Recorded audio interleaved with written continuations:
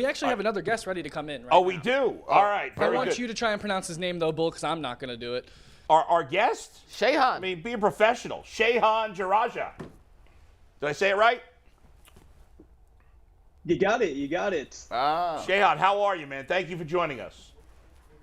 Yeah, thank you so much for having me. So you're friends with Mikey McNuggets? How does one become friends with Mikey McNuggets? You're forced to go down to College Station to cover a couple of games, and you can't escape him, unfortunately. Yeah, I could see that. Let's inspect your background a little bit. What do we think of his background? Does he get approval? Yeah. I'm trying to see about who that guy, that number 7 jersey is up there. I don't know who it is. That's Shane Buechele, right? Yeah. So I used to work at an outlet called Dave Campbell's Texas Football. It's kind of known as the Bible of Texas football down here in the state of Texas. And so I got to do a bunch of magazines, did cover stories for the magazine. So all the covers back here are football and basketball cover stories that I got to do for the magazine. And just so everyone knows, Shehan out there is the best-dressed media member in the college football world. Shehan, you went a little casual today. I told you this is a very casual show, casual look, but yeah. Next time you come on, man, you got to come with your flyest fit, the Miami drug dealer look that you oh my God. I'm saving that one. Big 12 Media Days. When we got tag board working, Days Shehan, we'll pop week. up some of your fits to run through with you. G. Bush is our fashionista over here, Yes, so we'll run through it with you. Yeah. Is he It look sounds that great. Sounds great. Does he look that much like a drug dealer that Will Smith and Martin Lawrence are going to arrest him or something? No, it's a good look. No. It's a good look. I'll show him after the Bad hit. Boys reference. No, Nah, no. You weren't feeling that? I know where you're going. I know where you're going. I dropped the ball on that one. Yeah. Let's get into this. First of all, speaking of that Texas area and the Big 12, or although I don't even know what is the Big 12 going to still exist? Is it a relevant conference anymore? What is the future of the Big 12, and what is the future of the conferences in college football? Do you think? Where are we headed?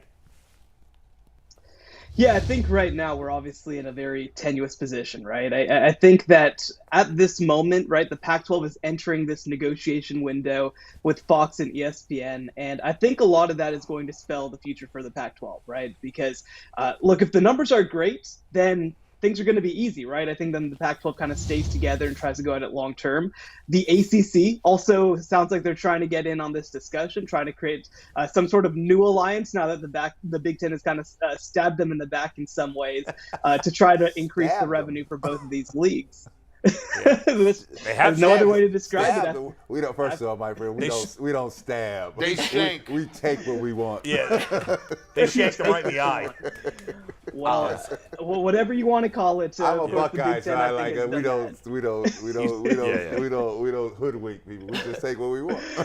The difference. But ultimately, I think the 4 schools that are in that sort of southeastern quadrant of the Pac-12, I think, are going to make all the decisions, right? You got these 4 corner schools: Utah, Arizona, Arizona State, Colorado. They're going to look at what the numbers are. They're going to look at what this future for the Pac-12 looks like. They're going to see what kind of value that they can get if potentially the Pac-12 were to bring in a couple of Mountain West schools. But if the numbers aren't good and if the future looks a little bit more stable in the Big 12, I think that they could make that kind of decision. Now, this isn't a decision that's going to happen in a week or anything like that. I think that we're going to go through that whole 30-day window. I think that the contract is going to be opened up to outsiders. Obviously, being on the West Coast, maybe you get an Amazon or an Apple involved. But I think that long-term, it seems to be trending that the Pac-12 might be in trouble. Hey, Shehan, question, and Anthony, bring that map back up so I can see it, right? Coming right up. Give us 1 second. Because the power play in football is gone. That's done, right?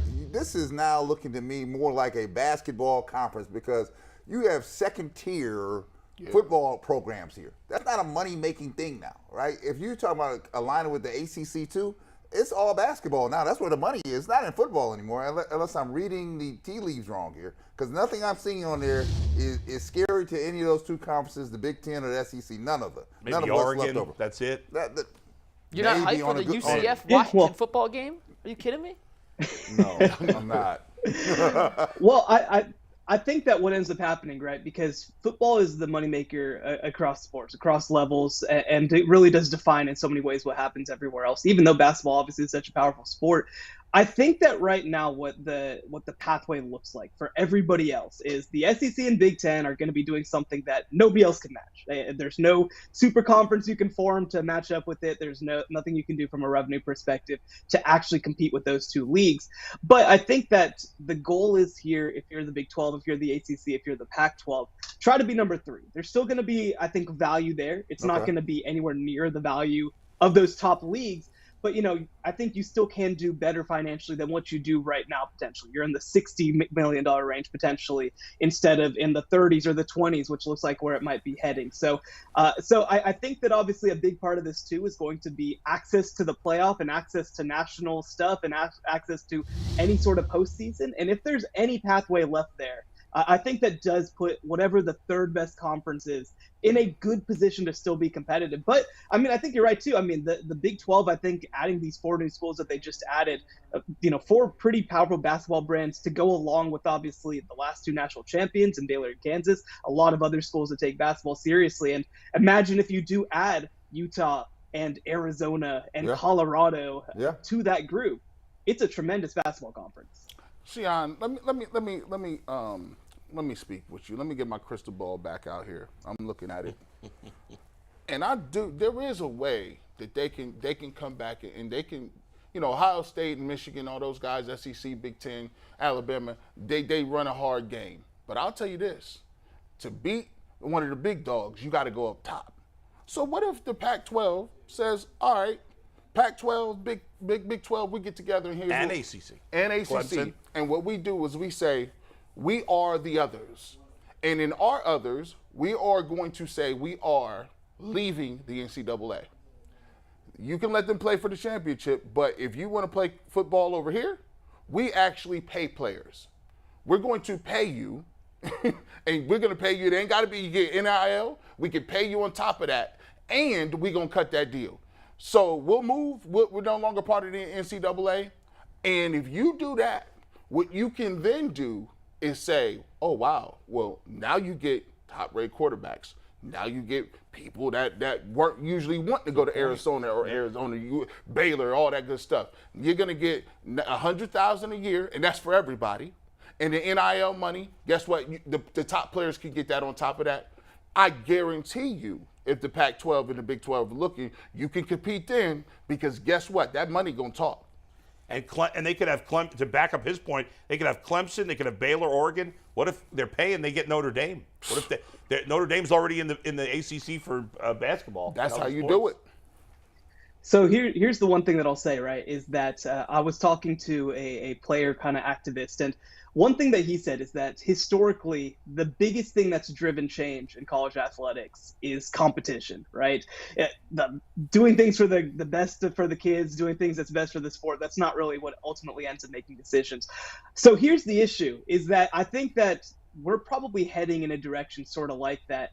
But the second that it happens with everybody else, the Big Ten and SEC are also going to do the same thing, right? Like, I think that they're going to be that reactive because, look, you think that Alabama or Ohio State is going to take that sitting down, right? The idea that these rich schools, these giant brands with infinite boosters are going to not kind of try to match that as well. So I think that ultimately that might be a move for them, but I think it's probably going to end up being all 5 of these conferences in one way or another break off from the NCAA and create some sort of compensation system. So I think it would maybe be a short-term winner, but I think that the Big Ten and SEC will happily step up and take that challenge. So, Shehan, think about this, because I'm just thinking about something you just said and something Bull just said. There's a way here, because and it's through basketball. So everyone needs to know that the NCAA now funds all of his other sports besides football through the NCAA basketball tournament. That money for that month run is all these sports are paid for through that NCAA basketball tournament. So if you form this power basketball conference and leverage it against what you just saw in the SEC and the Big Ten, because they'll be, and leave them out of the mix, you can get their attention, right? Yeah. They need the money for the basketball side to pay for everything else. And that's the one thing when I look across the board, and I hadn't thought about the Clemsons and the Notre Dames. Right. There's some power out here, but the group would have to coalesce together and then figure out how to leverage it. But all 3 would have to come together. Yes, they would have to come together. Yeah. That's true. Yeah, and I think that long term, one of the biggest questions is going to be with those really powerful ACC brands that are left, especially on the football side, with Clemson, Florida State, Miami. I think you could throw Virginia Tech in there, the North Carolina schools. What happens next with them? Are they clamoring to get out, and does the SEC or Big Ten want them? I think that that's going to be such a huge part of that, especially because, like you said, I mean, Duke and North Carolina both play in the ACC, of course. These are two of the premier basketball brands in the country. Kansas basketball, you throw into that. Arizona, you throw into that. And so, yeah, I do think that they could have a real stranglehold on the basketball side of things and have some swing on that side if they want it. The question is, again, I mean, for television networks, what is the value, right? What is the value from their perspective? Are you willing to be competitive with some of the contract offers that you're giving out with, obviously, the football side for the Big Ten and the SEC, with potentially this level of strength on the basketball side? Yeah. That's an existential question, I think. But, if you are one of these three other leagues, maybe that's the kind of chance you need to take. Shehan, let's talk a little Ohio State real quick. You look at C.J. Stroud, Travion Henderson, Jackson Smith, and Jigba. Is this team going to score 90 or 100 points a game this year?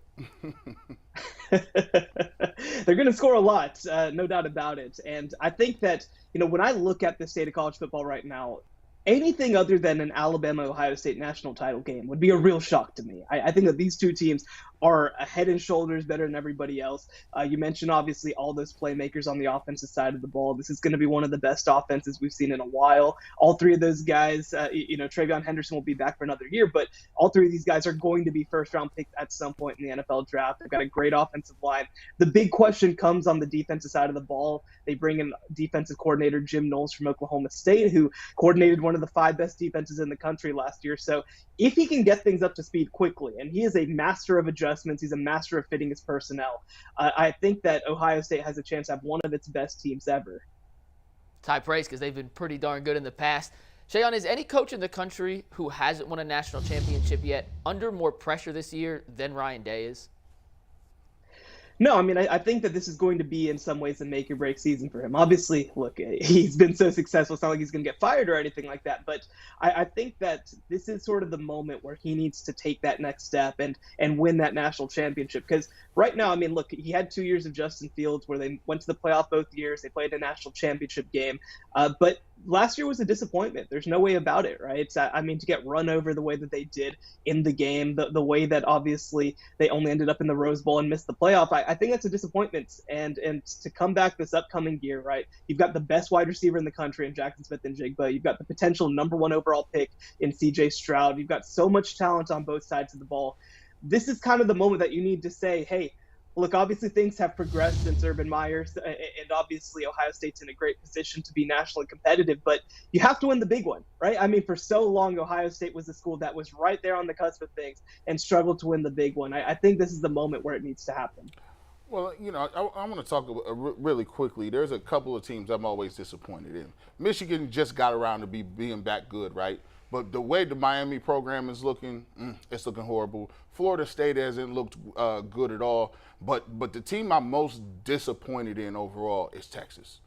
Now, Texas is supposed to be the big enchilada. They should be getting every top 5 recruit out of Texas. No shade to Texas Tech and College Station, but they should be getting everybody. I think they got an opportunity to bring that back. You got Quinn Ewers, and they just got Manning. Both those guys are going to get a ton of money, ton of dollars.